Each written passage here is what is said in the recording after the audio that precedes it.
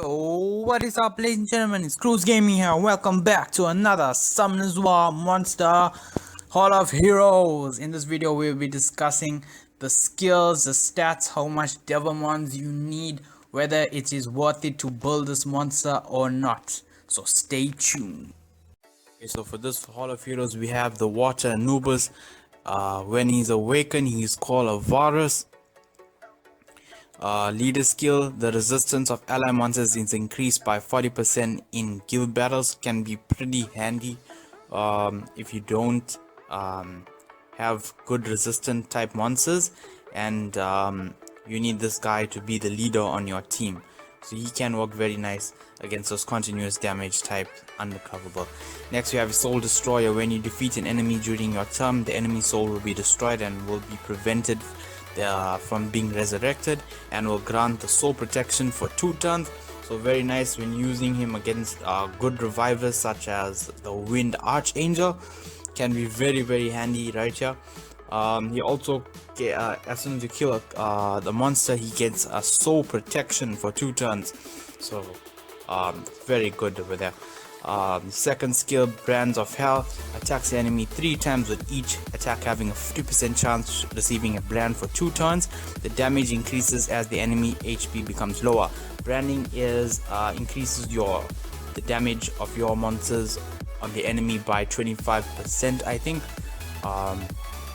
So if you wanna go with the damage type, and you go with Avaris and a healer, so it'll be pretty good team in guild. Next we have is the Pierce Soul.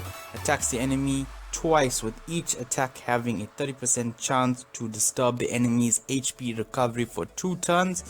So great against monsters where the enemy is going full support type, so you'll be able to do some pretty good damage because you'll have that unrecoverable effect on the enemy.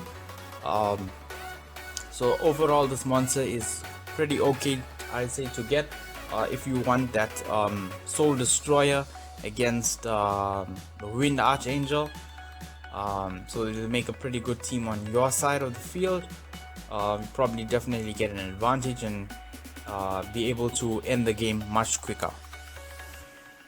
Okay, so to awaken the Anubis, you would need 12 water highs, 15 water mids, 7 magic highs, and 15 magic mids. His max evolution stats when 6-starred HP is 9060, attack is 637, defense is 571. When he is awakened, it increases to 9555 HP, attack 736, defense 604. Not drastic improvements right there when awakened. And you get your speed increased by 1. Okay, to max skill him up, you would need a total of 9 Devilmons or 9 Anubises. Okay, for the suggested runes recommended by the developers, for an early tank you want to go with an energy and defense guard, that is guard runes. For an early attacker you want to go with the fatal, crit, or go with wool. Make sure the substats are attack, HP, and speed.